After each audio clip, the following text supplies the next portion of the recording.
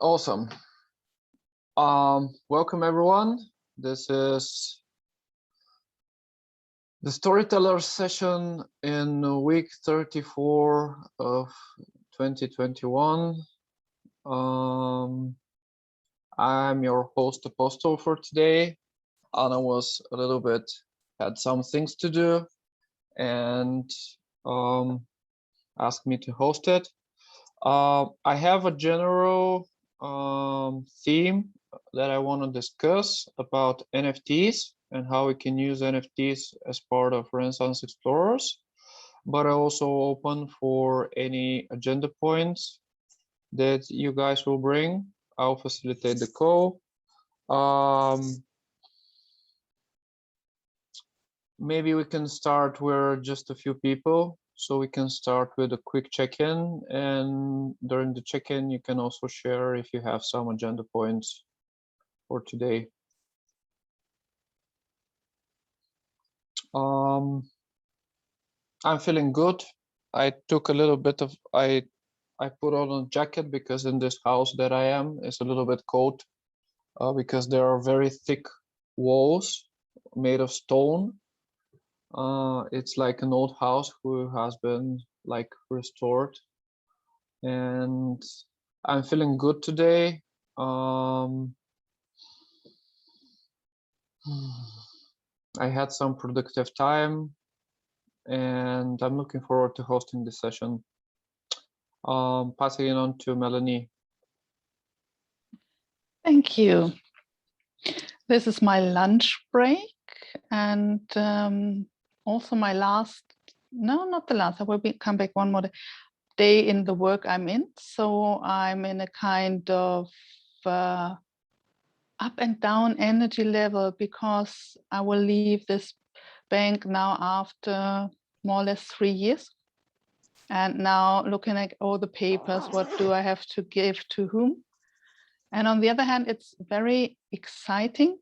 Behind me, you see all my books, and I will leave them here as a gift to that bank because I have read them. So I'm giving away a lot of old things to really be open to start new. And that's the very exciting part, even though every end is a bit of tears and saying, is it the right thing? But it feels very good. That's me. So you will see me the last time with that background. Handing over to Michael. How are you today? Congratulations, first of all. I mean, that's a big deal. So very nice to hear that. I'm excited because we finally got fiber installed here. It's been an 8-month wait because we live in an agricultural holding, so they had to put in poles and all the rest. But so hopefully these calls will work well from now. Very good progress here in South Africa. I won't bore you with it, but things are progressing very, very nicely. So I'm feeling positive, exhausted, hopeful, all kinds of mixed emotions here. Ty Laura, how about you?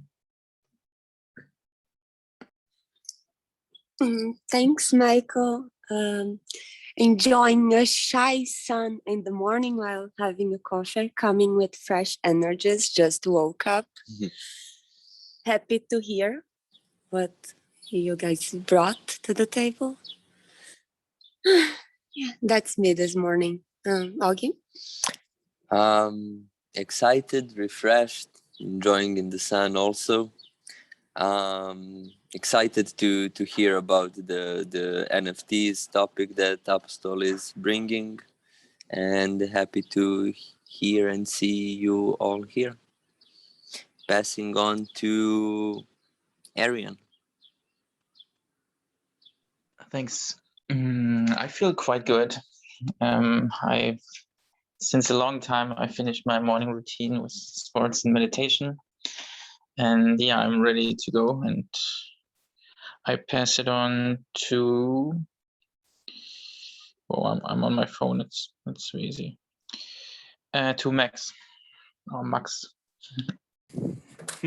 Oh, hello. My computer just collapsed.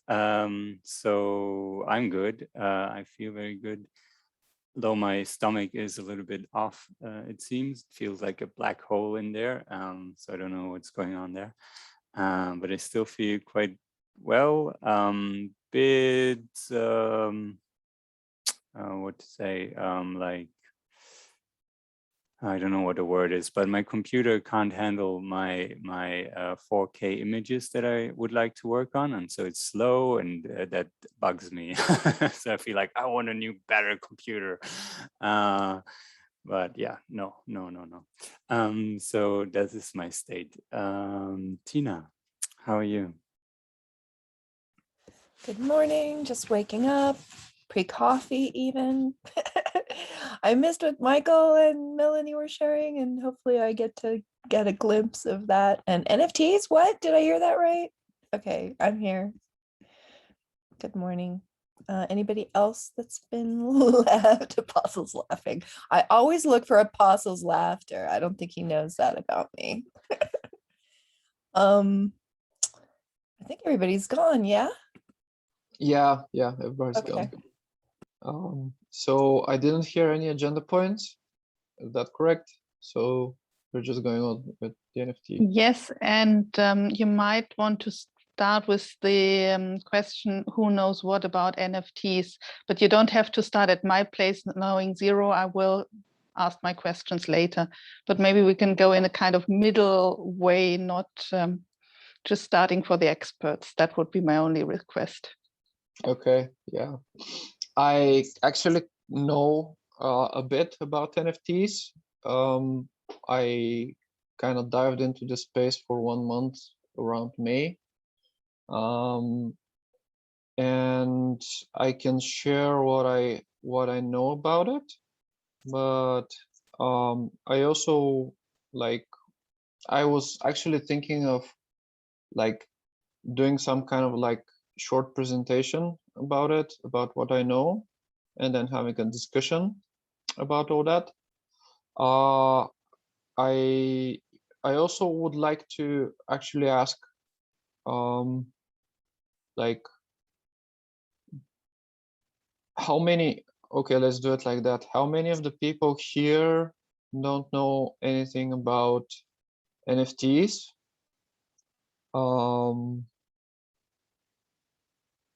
Melanie, a little bit. Okay, some of the other people know quite a bit. Then who has actually minted NFTs from here? Is there anyone who has actually minted NFTs? Okay, Tina, that's great. Never minted but buying it, yeah. Buying. Okay. So have you bought Ethereum or other types? Binance Smart Chain. It's not on Ethereum. Okay, yeah. Interesting. I didn't know that there are NFTs on the Binance Smart Chain. Yeah, there are some games there. They're quite now pumping, so I was playing with it. Okay, interesting. Great. Okay, so there are a couple of, I'll kind of have to do a little bit of an intro then.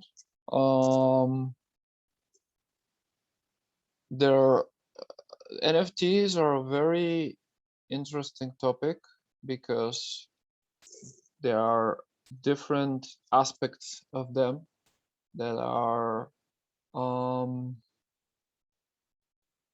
that come together in a very innovative way, both for the art industry and for general software, information technology,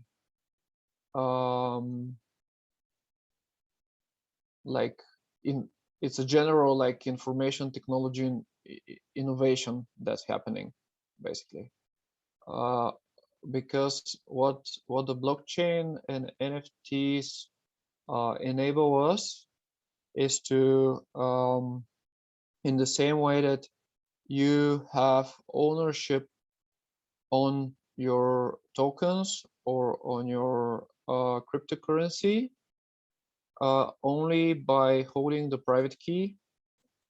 In the same way, you can own these NFTs who are unique, most often art pieces, but they can also be so they are unique art pieces that you can like prove your ownership by just like holding the private key to the address that you own. So in that sense, it's doing a couple of things for the art industry. For the art industry, artists right now, when they want to create and market their art pieces, because they're physical most of the time, they have to like go through the middleman. They have to go actually through a lot of middlemen, and they don't have exposure, and that takes a lot of time and effort. And what the NFTs enable is to like the artists to create their own art and publish it, and directly the people who buy it would be able to people who are fans are able to buy it and to how do you say directly buy it from the artist. And in the way that the smart contract for the NFT is created, it's you can even put up a fee that if that NFT is traded with someone else, so one person buys it, then he sells it to someone else, a percent of that sale goes back to the original creator of the NFT, like 5% basically, 2%, 5%. And that enables a completely different business, how do you say, business opportunity for the artists to be able to sustain themselves. This is a bit of a like, this is the artist part of the equation. There is also the thing that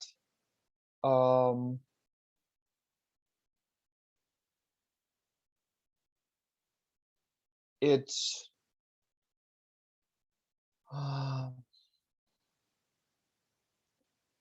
most NFTs are on Ethereum, which is one of the big critiques in the NFT space, because Ethereum is a proof of work blockchain, and it needs a lot of energy in order to, like, electrical energy, like I think the size of electrical consumption the size of Argentina is used to like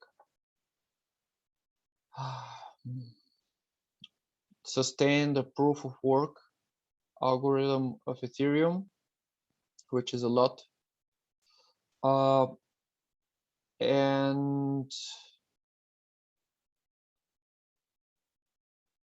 But also in Ethereum, like, this is the downside, and there are a lot of artists who actually don't want to like mint NFTs in Ethereum because of that, because the big energy impact that it has. There is the idea that Ethereum is going to be is going to move into proof of stake algorithm, but they say that they were going to do it for the last I don't know, 5-7 years, and they haven't done this transition to proof of stake, and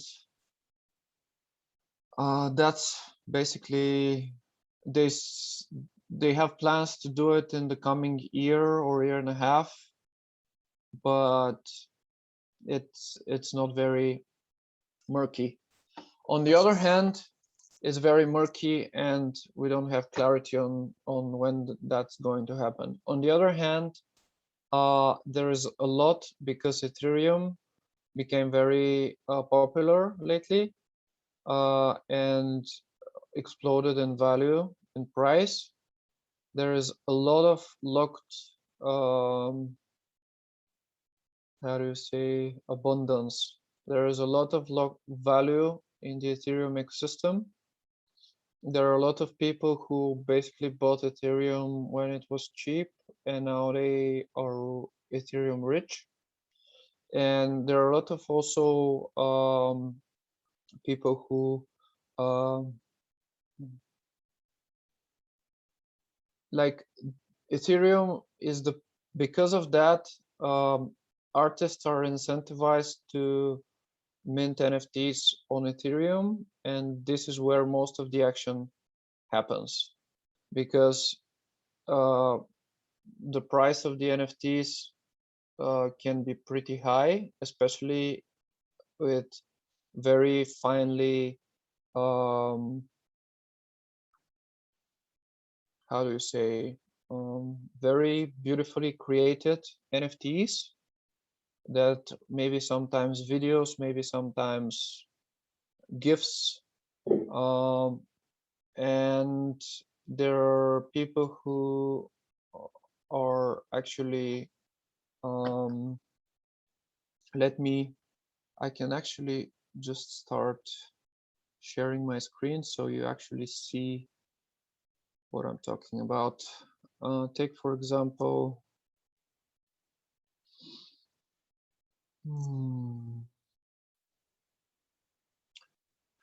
just to maybe finish my my thoughts there. So basically, a lot of the action and a lot of the people, like famous people who are in the NFT space, are in the Ethereum blockchain, right? The competitor of that is Tezos, which they have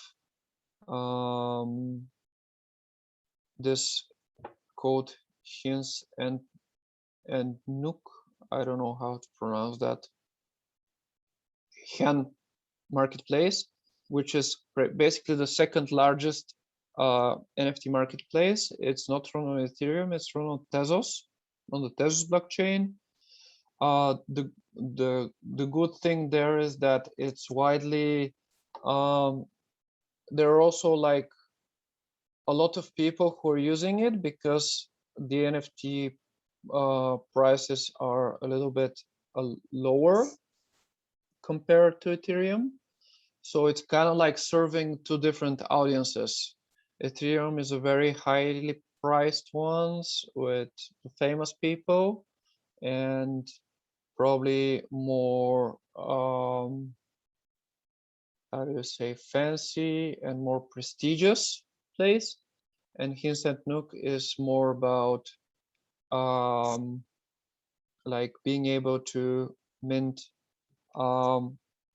more amount of NFTs and different kinds. And there are also some famous artists who are in Hints and Nook because of the like because they're green, because they don't wanna have impact on the energy level. But it's a lot lower like amount of artists, but there's also a lot of trading going on there because of the fact that it's Tezos is a pretty big blockchain, and it's on the major exchanges and all that. Michael, I see you have your hands up. Thanks, Apostle. I'm just struggling a little with the relevance of the background that you're giving. So surely as storytellers, we should be looking for use cases, business cases, ways of applying NFTs within either what we're doing or the wider SEEDs community. So I'm just a little concerned that we're going, into a lot of detail that isn't maybe relevant now. And wondering if maybe yourself or others have some use cases. Let's dive into that. I know Tina's done some stuff, so if we maybe Yeah, expand on I the examples and see how we take it further into the seeds ecosystem, if that's okay. okay, yeah, I honor what you're saying. I think that giving this background is important also because I would love to like start with the use cases, but we need to kind of weave in the what the NFTs are in order for these use cases to be like Okay, but you're not answering what an NFT is. You're giving a whole stack of background as to which platform they run on. And anyway, yeah. okay, I'll let you carry on, but Yeah, I'm struggling. okay. I have to be honest. Okay, yeah. Thanks for voicing that. Maybe because I don't have a presentation and I'm just like a little bit improvising. I think if I start sharing actually my screen. So this is basically OpenSea. This is the largest NFT marketplace out there. Let me just see how will I remove this floating.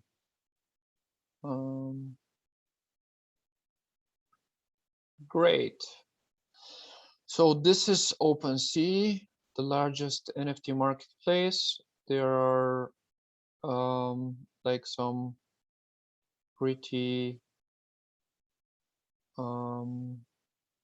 there are some pretty interesting cases there. So some of the projects like this one, I will still go and I'll still like maybe stay in the background and history for the next 10 or 15 minutes, and then we can dive into the use cases when we have that. So for example, this style of doing NFTs, of having NFT projects, is when you have NFTs that are created with an algorithm, and each one is unique and is created in a limited amount of, it's usually some kind of faces. So this is, I don't know, this is called 8-bit universe, some random project, but the original projects that did this was CryptoPunks.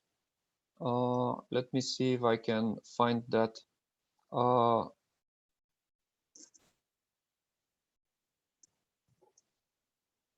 And the idea here is that there are 10,000 CryptoPunks faces. They're all algorithmically generated. And because it was the first one, and they are a limited amount, there are 10,000. They cannot be more than that.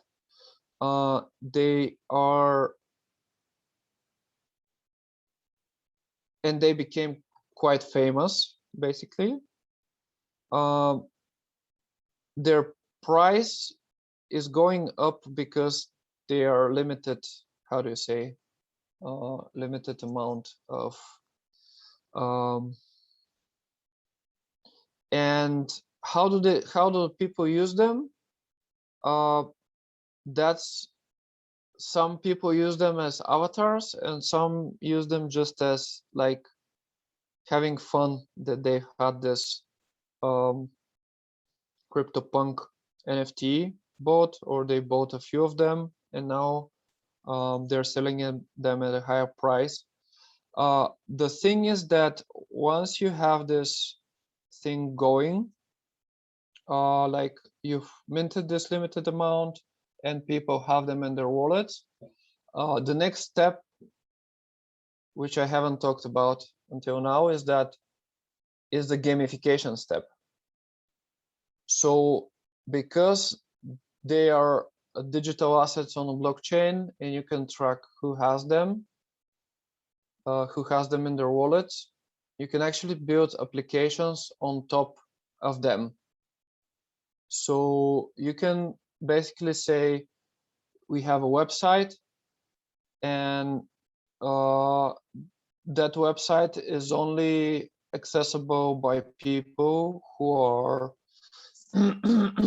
who have a CryptoPunk NFT in their wallet, not to anyone else, right? And so in that way you can create decentralized apps that are connected with this limited amount of NFTs that are created. Like the most basic example of that is there is this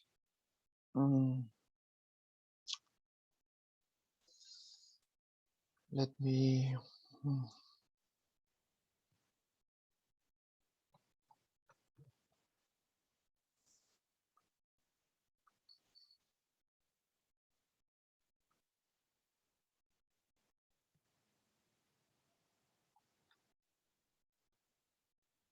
okay, maybe, yeah. So you can for example have like a Discord server who is limited to people who own a specific NFT. You can authorize it in that way. You can have a website, you can have a chat rooms. So it's kind of a way to get access to something that is I'm missing the word here. Anyway, the thing is that you can create gamification on top of the NFTs and add logic later. Basically, create a bunch of NFTs and then add logic later on top of them. Another example of that would be I can actually the future thinkers. Smart village. Let me see if that is the right. No, this is the other one. Future thinkers. Yeah, this is the one. So, for example, future thinkers created a series of NFTs, which are called seed NFTs. And right now, the way that they created them is that you can buy this NFT, and then in a couple of months they will enable the app that would enable you to plant this seed NFT. And for example, in 1 month get another NFT that is going to be a particular type of plant. And then this is connected to their smart village. So each plant that you get, like you get the plant on a random basis, but if you get, for example, a hemp plant, that is gonna you can be able to turn that into a hemp brick, and then you'll be able to get, for example, airdropped free free stays at one of the buildings that they built with hemp on all the people who hold hemp brick NFT, basically. So it's a very you can create all kind of games and tricks and things to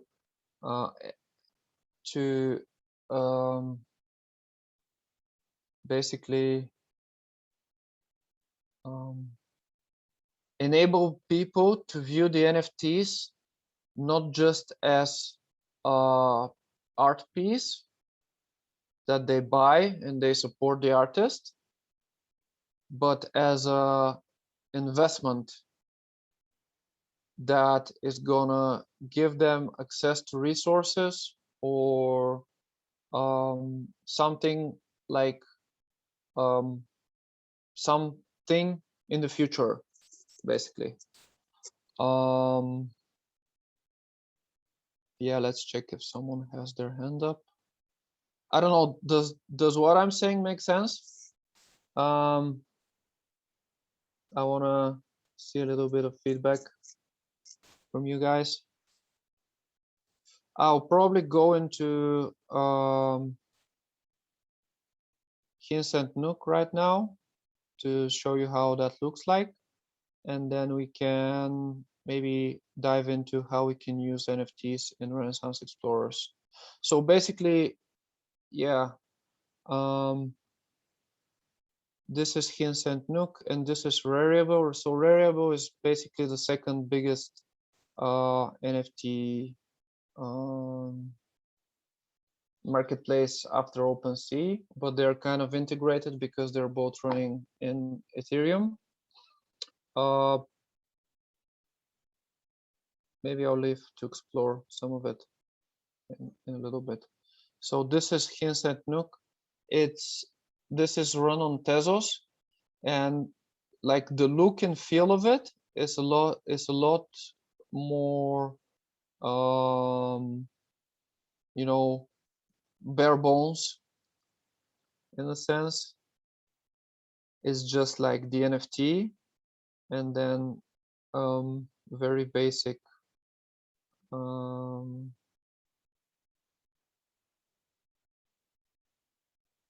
information, like what is who owns it, what is information, description, and a price. The price here is in Tezos, and the price here is in Ethereum most of the time. The price here is in mostly Ethereum as well. Yeah, so if you get this, for example, someone created probably auto-generated cats, or in that thing kind of scene. So something else about NFTs. So yeah, there's basically two directions that we could go. So one of the directions is creating the NFT art pieces just as art, just as the art that we create here as part of our journey in Renaissance Explorers. Or we can go a little bit deeper and actually think about creating NFTs that can have that gamification element to them. And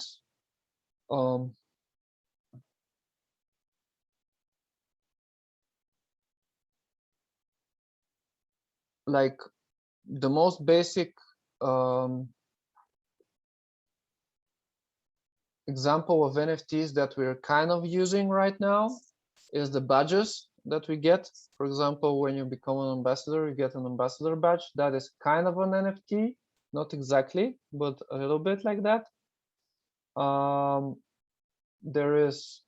But I think we can expand a lot more in that. I also wanted to share with you another project that I got acquainted with in June, end of May and June. So these guys called Project Arc, their NFTs are in OpenSea, but they're minting on the Polygon blockchain, which Polygon is a layer 2 blockchain on top of Ethereum. Layer 1 or layer 2, I don't know how that is, but a layer on top of Ethereum, and it's working with Polygon and Matic. Matic, the cryptocurrency is called Matic, not Matic, Matic. And these guys from Project Arc they basically gather together artists who are like super skillful, and they partnered with WWF in order to, they basically create NFTs, like very cool NFTs like this one, that you can, if you buy this NFT, 50% of the price goes into a fund that is supporting the development of the bison population in Romania, basically. So WWF have a project that supports the bison population in Romania, and they basically are experimenting with novel ways to fund that through NFTs. So this NFT is 0.65 Ethereum, for example, and there are 100 in total, and yeah, 50% of all gold Romania's rebuilding the population of wild bison in the Carpathian Mountains. So this is, for example, how do you say, an example of how NFTs could be experimented with to be used in a more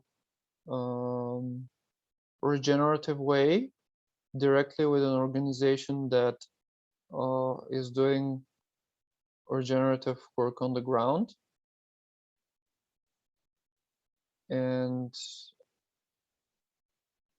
I think nothing happens here. Yeah. This could be also inspiration for what we decide to do in Renaissance Explorers. I'm not sure if we have the artists to do these more sophisticated animations, but that could be pretty cool if we have. So one thing that I was thinking that we could do, well, first, let's check if there is any questions about what I've just shared.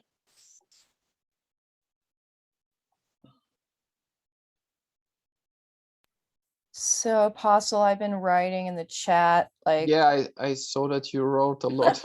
Great. I have a co-narrative running because I feel frustrated that I've reached out for this and haven't really. So I've already been doing work in this space. I thought I'd become visible with that. So it's in the chat.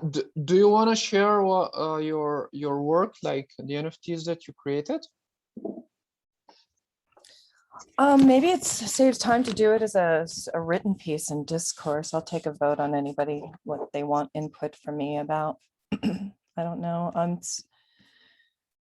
I approach it a little bit differently, but I feel like the way I approach it has a potential to reach pretty far into the culture of which it is a part. And I'm starting to see other NFT practitioners that are doing similar work with living art, like living NFTs that aren't so gadgety. I don't mean that, more like not quite so collectible, I guess, or not. It's a different, it's a completely different application. So it's going to take a minute to explain. Okay. I would love to hear from that. Also, Me too. Melanie. Yeah, Melanie has a question. It builds on that. I guess I understand the basics, even though I don't know what first, second, third layers are, but I feel that's not important. Important is that there is something where some people pay crypto or whatever for, and I would like to better understand how we can solve real world problems, but which are beyond giving basic income to artists. I feel that's very important, that artists get their income by that. And I feel, looking back into the Renaissance, the art was the driver of the Renaissance 500 years ago. So if we feel this might be a kind of Renaissance, we could find out what did we learn 500 years ago or not learn, and apply it to today. And for that, I haven't yet enough understanding how to bring that into what people call real world.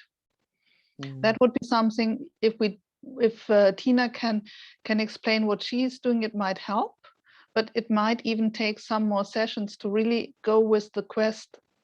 What did we learn 500 years ago, and how would this be the support of creating the new? No need that you answer right now. I just want to bring it I into. think I could do it, because you guys want me to do it. I'll be quick. Okay, so the reason I was in the NFT space to begin with, I was on Clubhouse trying to figure out a way to save my garden, basically, and I stumbled into NFTs when it first emerged, and so I really got to see it, like the excitement that was coming in. I was there in the room when they burned an actual Banksy, which was really fascinating to watch that happen. They turned the event of the burning into an NFT. So that gives you some of the sort of potential for how volatile it is and how etheric it can be. It can capture these moments of demonstration. It can capture moments of transformation. It can be a way to mint community. I took a screenshot of everyone in that room at that time and minted it. And then inside of that, the particular NFT, there's a vehicle that puts into motion all kinds of other cultural events. I just can't afford to do that yet. But anyway, so that's an abstract. I'm not even going to go there. What it should, but I'm going to show you how. I'm going to talk about how it can be applied to how I saw it could be applied to my garden, and I think this might give you a hint into the potentials. Anyway, maybe spark some imagination. So I don't necessarily want to distribute the ownership of the actual garden. I only want to distribute the function of the garden as a regenerative site.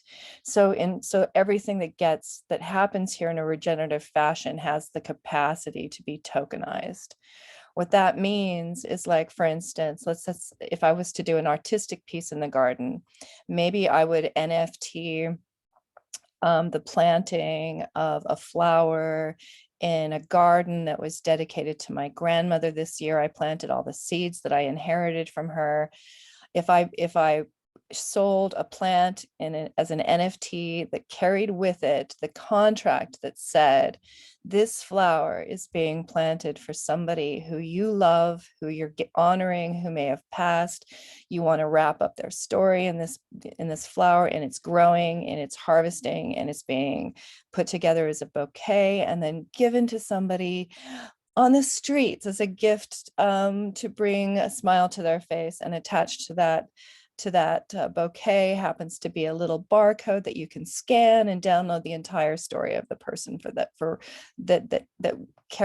flower carried with it its whole life. I mean, that's the level that you can create an event that gets sold as an NFT. So that becomes a story, a narrative, all kinds of stuff wrapped into one event that you can publish on the blockchain. So I could sell a baby goat, but it doesn't mean I transfer the baby goat. It just means that whoever owns that goat might have some kind of involvement or hold some kind of narrative of the growing up of that goat, what goes into feeding that goat, how that goat is treated, blah, blah, blah. Like, I could sell a grain of sand as an NFT on the property and talk about how it carries a galaxy of organisms that do certain functions, so there's a tremendous potential to tell a great deal of narrative packed into a tiny little NFT. The problem with it is that you have to create community around it, which is why it's powerful to do it as a community, because if we support each other in the functioning of the thing, then that's the life of it. And the reason why there's a lot of like sports people involved in it because, you know, baseball cards, right? You have a baseball team. So there's your community right there. You have fans of the baseball team. There's your community right there. So you have baseball cards. Of course, they're going to be trading them amongst themselves. And that's the inherent value of the baseball cards. So NFTs are not unlike baseball cards at this early evolvement of them, because people have not been applying them so much to, you know, this overarching new way of looking at property, where we're not selling property as property, but we're selling the functions of a property, the functions of a regenerative ecology and economy. So we can tokenize the functions in a beautiful way. And a lot of how I approach this space has to do with making these functions of what we do visible. And you can do that through NFT. Yeah, Thank you. I understand a bit more, and it helps. I have one question, and you may partly have answered it. Who is really willing to pay for that? I have to say my partner is art historian, and I often don't understand why some people pay that much money for paintings. So who is willing to pay for these things? Well, for me, I'm going to jump in with an answer, because I would personally like to, I mean, it would be an interesting thing for me to have an event here where it's an experiential learning environment, and where on every wall is projected some piece of a story that they can go down like a rabbit hole, you know. And I love light, and I love art, and I love things that are beautiful. And so, you know, you can do I mean, I think I wouldn't mind having an event where you're walking through the entire event. I mean, I even brought this up with Elizabeth Harold. I think doing projection for her water event would be amazing. Getting a group, like a community of artists, to do pieces that are supportive of helping our oceans and our waterways and our rivers and all that, and have them do water specific NFTs. And then simply, instead of spending all the money on the net, spending all the money on, you know, displays, you're simply putting up a screen and you're projecting the work of 1,000 artists that are creating NFTs to do the work of helping our waterways, and the money proceeds from that go to the actual work of doing the preservation, and you're dealing in light and images and color. So thanks, Daya and Tina, for these answers. Of course, coming from that world, I don't want to have speculation in there, but the other parts I love. Asking the question from another perspective, I now understand the fractal of a garden. And I'm now also seeing Michael next to me on the screen. How are we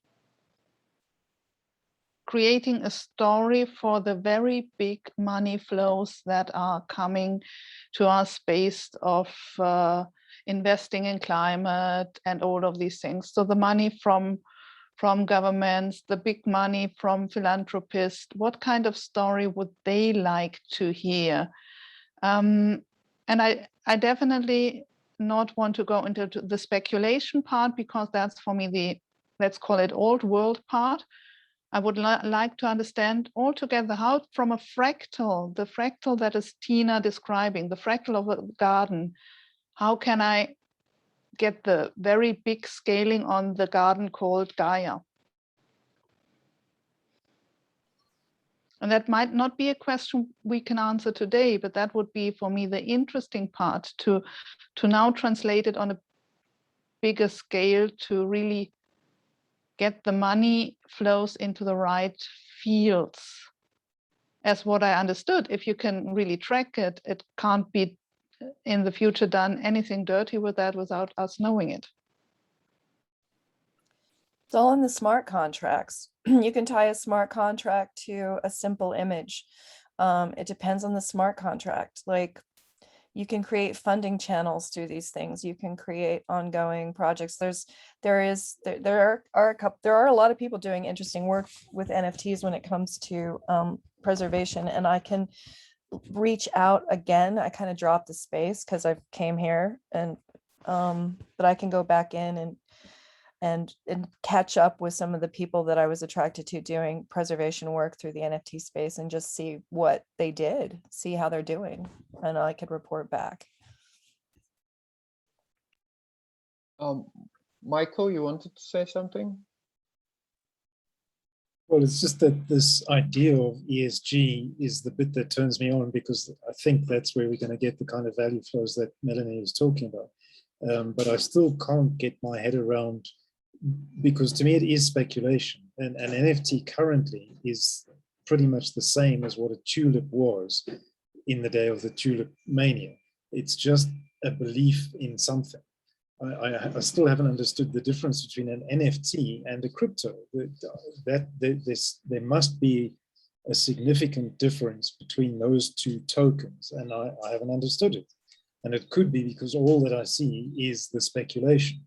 Well, I'd love to bring into that. It has to do with the inherent value that I keep harping on with this token, with this particular seeds, because I feel like that is the spark and the magic of the seeds, is that there is inherent value. So when you have an NFT, you have the capacity and the freedom to create or to name or to bring into visibility an inherent value that people are investing or owning a piece of, really. I think that's the bit I'm missing, because where's the inherent value on those images that Apostle showed at the beginning? The image is like I think those are kind of poor examples, because those are attached to those are basically like trading cards. Those are what you saw are basically like baseball cards, but Yeah, there are different. It's also like give you access to community, right? So Yes, exactly. But they're creating that around that particular movement. They're not expanding out beyond that world of creating that, like, the rats or the punks or the whatever the hell they're doing. I mean, I like it, and it's good to study, but I feel like it can be more expressive of real world conservation style movements.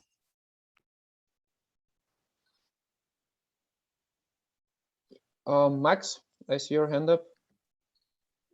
Yeah, maybe I can give my insight into value of these sort of things, because I see, I mean, all of that stuff is usually imagined. All value is just an idea, and the thing though is that NFTs are there is basically no difference to a normal token, really, but we use them, or we would use them in ways that are have more variety than a normal currency like Seeds has.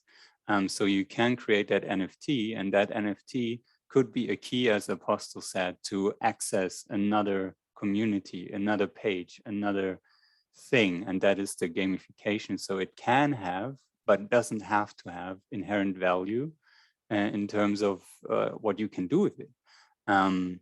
But like if you say, I have a tree here and I'm going to paint that tree, and then I put that this painting as an NFT and say, well, if you buy that, you are also like the what is the right word? The spirit father of that tree, or spirit mother of that tree. And then you sell more or less the idea of connecting to that tree, although you don't own it. There is kind of that potential inherent value, but it's still, it's not like an actual thing that you can say like, this is what it is, or does that make sense? Anyway, but there, you can connect other kinds of values to something that it creates still a personal value, but can give more than just seeds could do. Because if you just own one seed now on the passport, then it doesn't mean anything yet. Only if it is connected to something else, right? It would create value for us in terms of what it means. And so the NFTs just give a little bit more flexibility there. For example, you could write even a story, in my opinion at least, you can write a story, and people who who invest in that story, like buy that NFT of your story, then they get an entry in your book. That could be a value thing that they can just have as a thing. And I had another idea, but it floated away. But yeah, maybe that already is enough. Yeah, that's a great point with the book, actually. A very, very creative one. Like, and also, for example, very easily and widely used use case can be a ticket to an event. So first you sell the ticket with the NFT, and then people, because you can create a D-app when they enter, they just scan their NFT and prove that they're in. And then you also like have the addresses of everyone who has been in this event, and can, for example, send them airdrop bonus, a song that was played during the concert, for example, that only these 5,000 people have this NFT. It can create a very interesting like interaction and gamification loops, basically, that would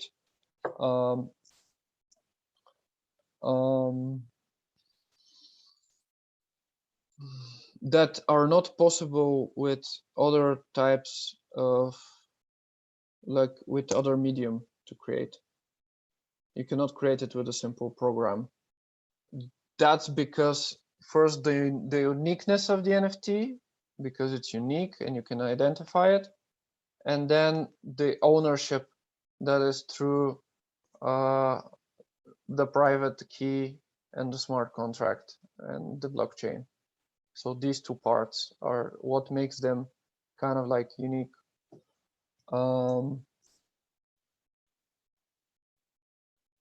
And yeah, we can, for example, so when I was thinking about what to do with NFTs and RE, maybe we can go towards that direction a little bit.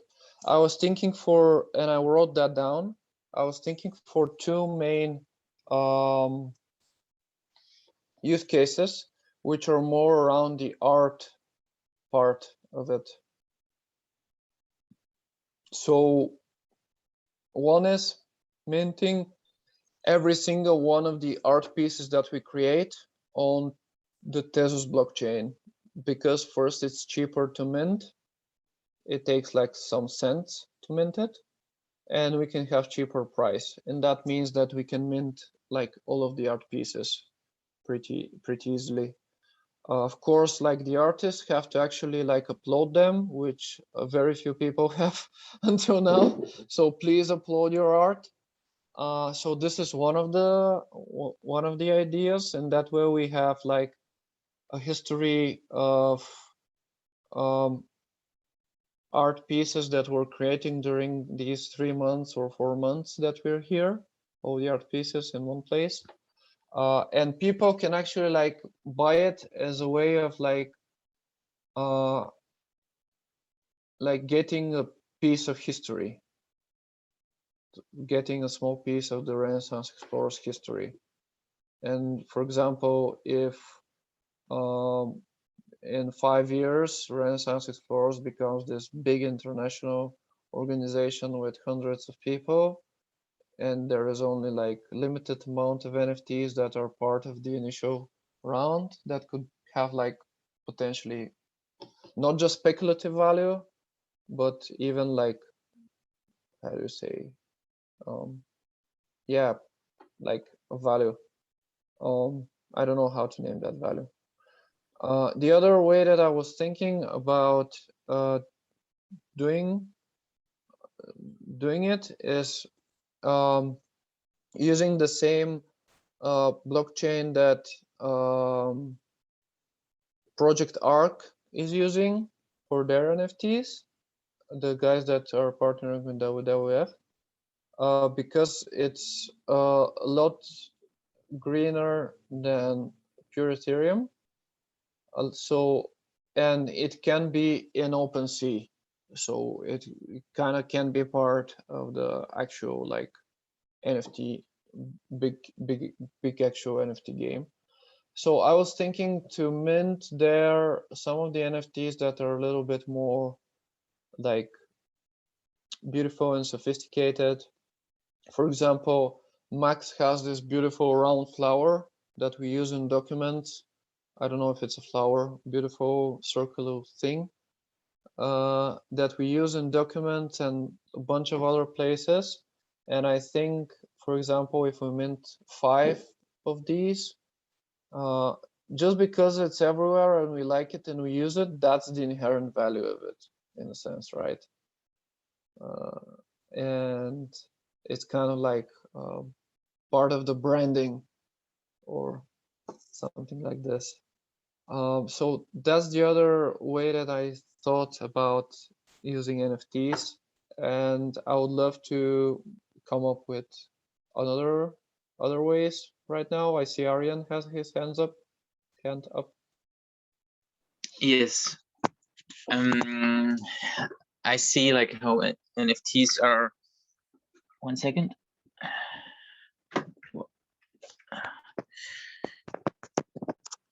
Okay, I had to find my cable. My battery was low.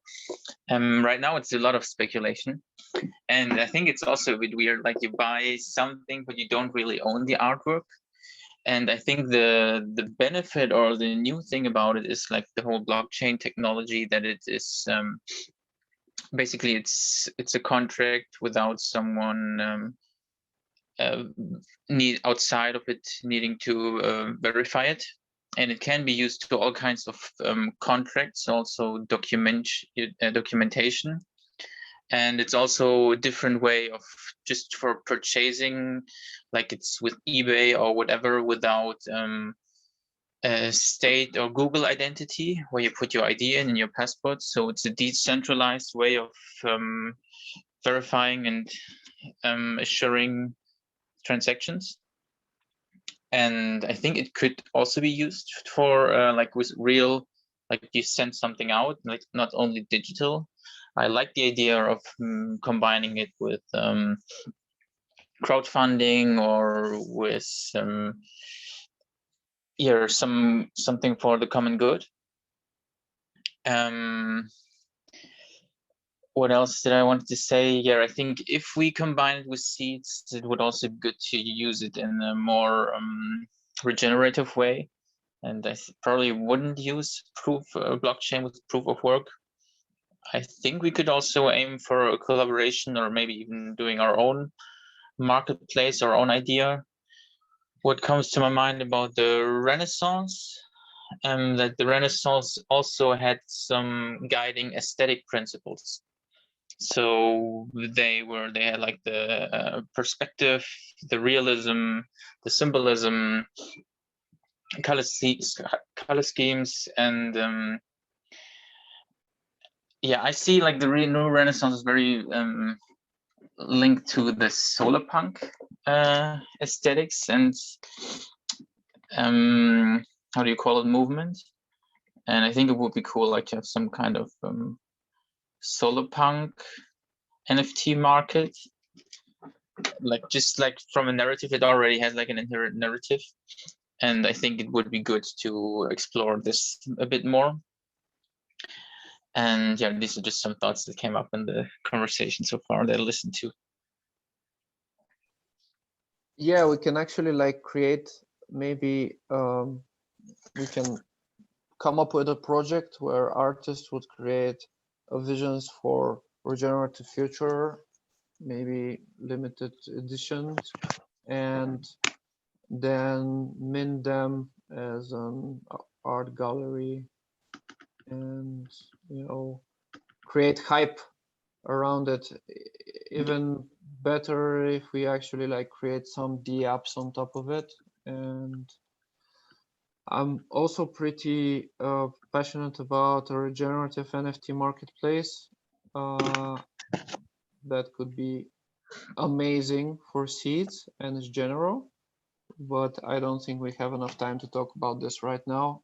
Tina, Yes, and sorry, and one thing I forgot is that Javier is also working on a exploration group for memes, creating memes, and that could also be combined with it.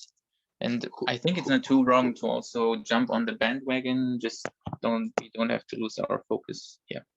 Sorry. Okay, who is leading the exploration group about memes?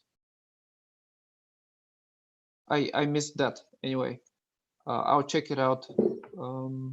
He said Javier, Javier, but I guess okay, he is still on his pilgrimage, my guess. okay, yeah. It's on the forum. Memes is a way to I love memes, and I think we should use them more. Tina? Yeah, Javier and Rachel and I are in a small working group around gaming too, and that's kind of connected to the memes. And we were suggesting a limited or a first edition, like actually a coloring book, a regenerative coloring book as a first edition NFT. So yeah, we've got like 4 or 5 pieces put together, and when I published the game on Discourse, I did a call out for anyone who wants to join that small working group. But yeah, we're putting together a book to present as an NFT if y'all are interested. A regenerative coloring book? So it's gonna be like a physical paper color book? Oh no, it could be a PDF or something downloadable. It could be something that they can color. So there's also a movement in NFTs to do derivative work. That's kind of a new deal. So you get the coloring book, you create your own thing, and then re-NFT it. So anything that's connected to what you originally offered and that's offered again as an NFT has another level of residual income attached to it. Not just the resell, but the actual derivative that's created from it. So creating a template as a comic book, I thought was really sort of playful and fun. And a lot of our artwork can be, so it's also a second use or like a stacked function use of artwork. So a lot of the artwork can be put into a black and white format. And it's also sort of something that appeals to kids potentially and can help people sort of just through coloring, help them understand regenerative symbolism and all kind of stuff. So I thought it was a cool project. Why I'm actually why not create it as an actual book? I think it would be super cool if Yeah, we have that's it. great too. Yeah. Glad you like it. And we can have like we can have one NFT for each person who buys it, and then yeah, we could play around with that. There's an interesting connection with NFTs and physical objects that I won't get into. It's a whole new like universe there. But okay, are you finished, Tina? Do you need something else? No, nope, just I'm Okay. glad you like it though. Great. Yeah. Michael? Thanks. Just want to bounce a quick, a little bit of thinking around this ESG and NFTs. So what we know that coming next year, there's going to be all kinds of levies and additional taxes imposed on companies who will be forced to report on their ESG commitments. So cities are usually corporates are usually concentrated in cities. Regenerative projects typically, not always, but very often take place in more suburban or even remoter areas around that. So I can imagine each of these regenerative projects listing themselves on an NFT marketplace that doesn't necessarily describe what their project is, but they commit to a certain, let's just take carbon drawdown, a certain number of tons over a period of a 12-month period that they commit to drawing down. The corporate purchases an NFT from this regenerative marketplace, which creates funding for these local projects.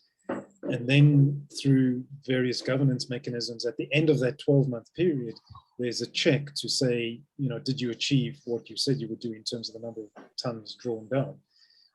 And then either there's an adjustment but my question is, so firstly, you create the marketplace, which is a marketplace of tons of carbon drawn down, similar to what they had with the old carbon trading credits, but this time there's actual governance associated with it.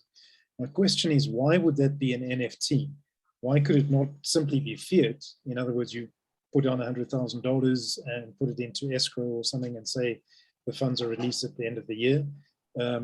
Or why could it not be a normal token? So I'm just trying to wrap my head around what is the difference between a seed and an NFT, or an NFT and US dollars.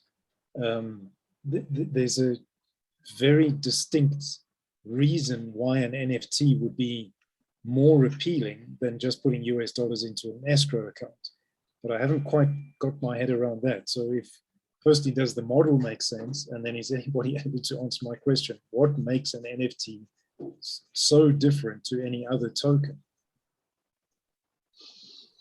So, Michael, oh, sorry. Do you want to go first? If I can just jump fastly, what I think, can I?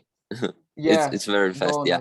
yeah. So to answer Michael, I think that the difference is that when you have a token like seed or a Bitcoin, you have something that's that has a value coming from a full community, while when you have an NFT, you have that layer on it, but then as an individual who owns that NFT, you kind of have an ownership on that, and then you can be projecting further your own value and developing that story. So in a way, NFT is kind of like, it is a token, but it's a token that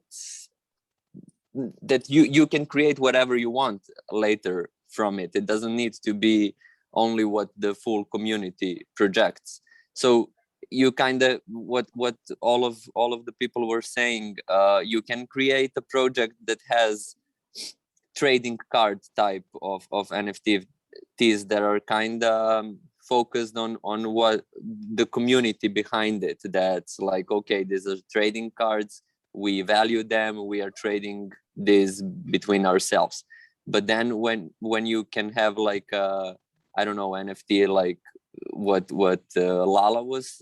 Tina was talking, then you can further like have it and then further develop that story and maybe resell it and stuff like that. That's my point. So what?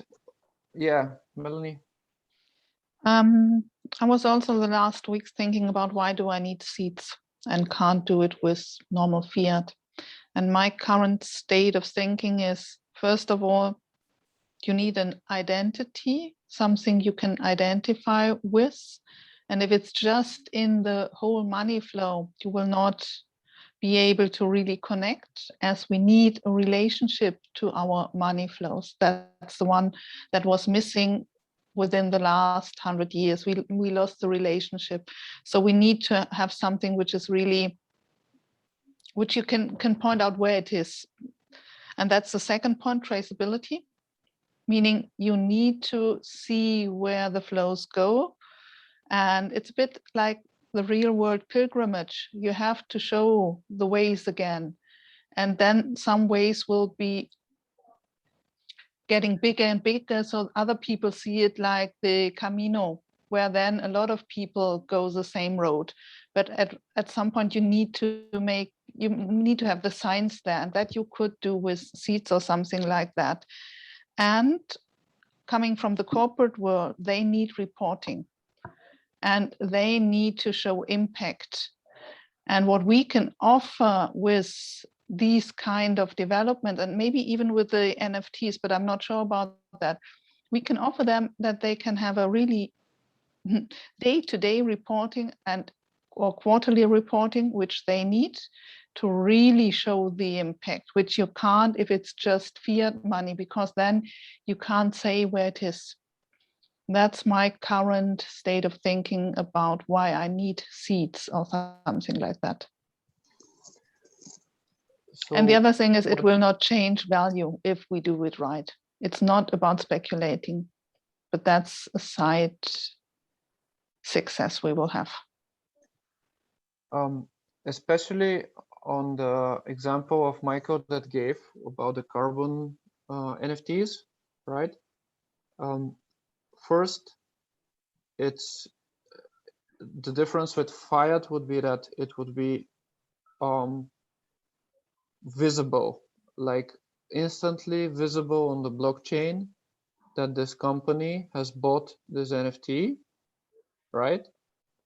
And then it would also be instantly visible on the blockchain how many NFTs have they bought. So what is their regenerative impact for through this channel for the last like year or two, right?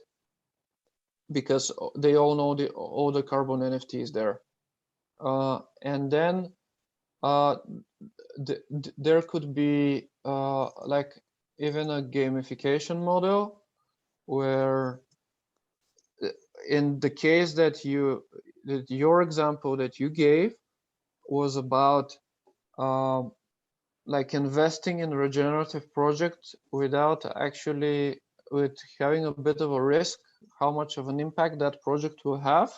Like we could have the checks and balances in following up through the project and how it works and how it turns out. But it also for example, they could buy an initial 1,000 carbon NFT, and in 1 year, when we know what is the impact of the project, if the impact exceeded the expectations, they can get like a gold NFT because their initial investment turned out to be even bigger, even have more impact than was previously, understood. Or they could have like, and you can also like, or it had the impact that it was projected, or it had a lower impact, and it could have a different NFTs based on that, like transforming your NFT into these ones. And then based on all of that information, because we have it in the blockchain, we can actually create events and forums that are accessible only to people who have invested a certain amount of funds in this, like have certain types of NFTs and have invested a certain amount of funds in this project. You could have like a special event that's only for them, and yeah, that's what comes up initially. Oki or Tainara, you have your hand up? Yeah, it's originally of this question, so. Just a second, I need to put the charger. Yeah, the question is, how can any NFT project that we as Seeds community put out there, how can it help us to reach out to the goal of making Seeds a stable coin? That I see that's our like main goal, and that all of the visions that we are having are kind of mostly being supported actually by that value behind it. And I would like to have some like direction in thought process of how can that like help us, because I can see that it might, I just don't see the direct directions, let's put it like that. Okay, that's not specifically for NFTs, just like how the projects that we fund help us go into the direction of becoming a stable coin.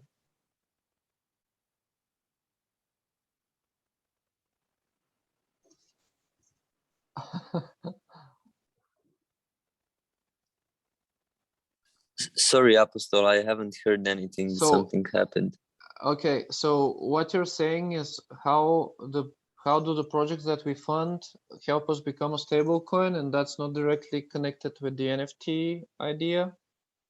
Or No, actually, I am asking like how can we. I'm certainly not an economist, and that's like the lowest part of my knowledge. But like, how can we use the NFTs projects in order to, I would say, pump up the value of the seeds as a token and reach the goal of it becoming a stable coin and thus going officially live? yeah, I don't have an answer to that, but we can certainly think about it. I'm Michael, going to dive in yeah. and volunteer that I'll set up a working group specifically around ESGs and NFTs. A question maybe to Tina: have you come across any documentation that gives ideas of best practices around designing an NFT? Just anything, even if it's very, very basic. Yeah, there's actually, I mean, I know yeah, I do. The original group on Clubhouse when NFTs first emerged, they did such diligent work towards really spelling out the process. But at the same time, because it's what I like about NFTs is it aligns really well with decentralization. So, and because anything that you can do anything with an NFT, like it's so open-ended that there's really, the guiding is more towards how to actually mint, how to actually, but it really is up to our imaginative forces to come up with something that really resonates specifically with seeds and specifically within our space here. Like, to be able to publish through NFTs, some kind of, whatever additions we want to do or whatever playful things we want to put into motion. I mean, the brilliance of it is you're making history. Every time we mint something, that is indelibly on the blockchain forever. It is a blockchain technology, just like Seeds is. And so we could literally be using it within our NFTs. We could explicitly say this is to go into a liquidity pool. It's to be distributed in this manner.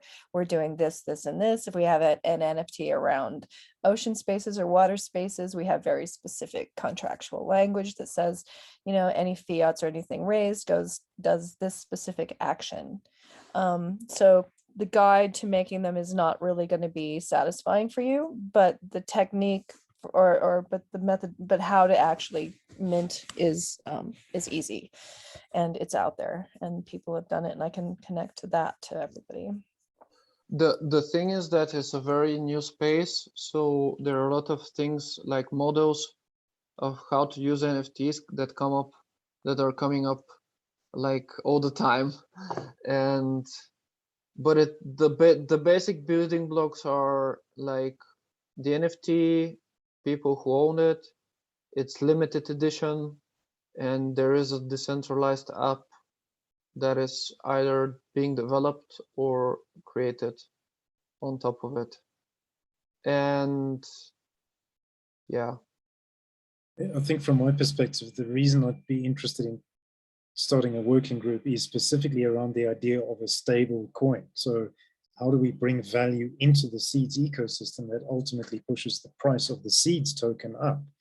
And I can see NFTs play NFT and the combination of ESG, because we know that a $6 trillion per year value flow will be created by what comes out of COP26. And if we're not tapping into that in some way, then we're missing an opportunity. So, but I have no idea where to start, mainly because I'm not convinced that NFTs are anything but speculation at this stage. So I must just get my head around that. And if there are guides or manuals or things that can help me get over my own issues, that would be good. well, yeah, you basically probably have to dive into a bit of it. Like, for example, I don't know like I don't know what's the difference between the speculation or actual value, because like Bitcoin was a speculation until everyone bought in, and then it became not a speculation, right? Ethereum kind of is not a speculation because there's already a lot of people who are buying in, but then the price goes 100% up and 100%, 50% down in a span of months. So is it a speculation or not, that one? It's very like hard to pinpoint what is a speculation and what is not. Well, like Melanie's saying in the chat, I want to avoid speculation. So the original carbon credits were speculation. There was no way of proving any kind of result if you purchased so many carbon credits. So what we've got to tie in here is some form of go. Anyway, we over time and there's lots to discuss here, but I'll start a working group around this. Yeah, it sounds good. I think I get your point. I missed the reference with the carbon, how do you say? Anyway, yeah, we're almost on time because we started late. We have like 2 or 3 more minutes if we have to use that frame of starting late, ending late. Maybe we can do a round of checkout. I think this is kind of like a beginning of a conversation. It was an hour and a half, but it's such like a deep territory. I've explored it for a month, almost every day, in order to get to my understanding. And it's such a big topic that we could talk a lot more about it.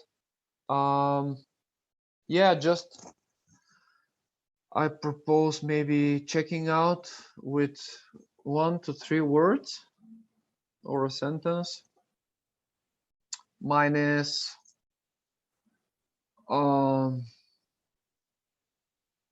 programmable regeneration. Melanie?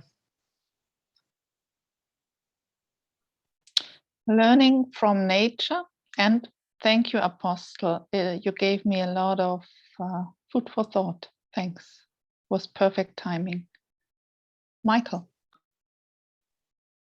Fractionally less confused than I was 90 minutes ago. Tina?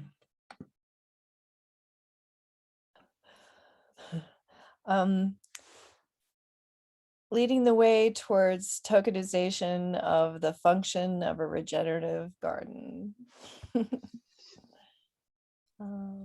Nara. I think it's going to be what, check, how, check, look forward to exploring why within the exploration group. Thanks for what was shared. Augie?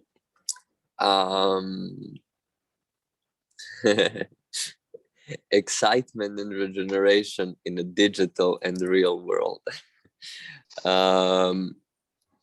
And yeah, thanks Apostle for in-depth, and Michael, I am excited to join you on the working group about the stabilizing the seeds.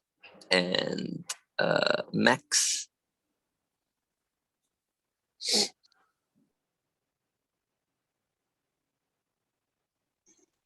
Max, you're muted. Yes, thank you. It's good because I did not adventure. I think NFTs are an adventure. Yeah. Daya. Hello. I will go with. Daya, you muted yourself before you said what you're going. Oh, was I muted still? Yeah. I don't know what's happening. Are you gonna say something? Yeah, commitment NFTs. Oh, wait. Just a second. I don't know what's happening because I'm getting calls on 2 different platforms. I just wanted to say commitment NFT. I don't know if it's, anyway, I was muted and I'm not, okay. Okay, Aryan. Open questions and inspiration. Awesome. So I was thinking about starting a group about NFTs, exploration group about NFTs, and I'll probably get that going in the coming 1 or 2 weeks. And I'm also stoked about the group that Michael is thinking about, like how to make. I think how to go towards making seeds stable. That's also great, and also like maybe mixing up the ESGs and the NFTs, and maybe we'll think about another 3-letter acronym to mix into that. And thank you everyone for this space, and see you soon again. Thank you very much. Bye. Thank you, everyone. Bye. Bye. Cheers. Bye.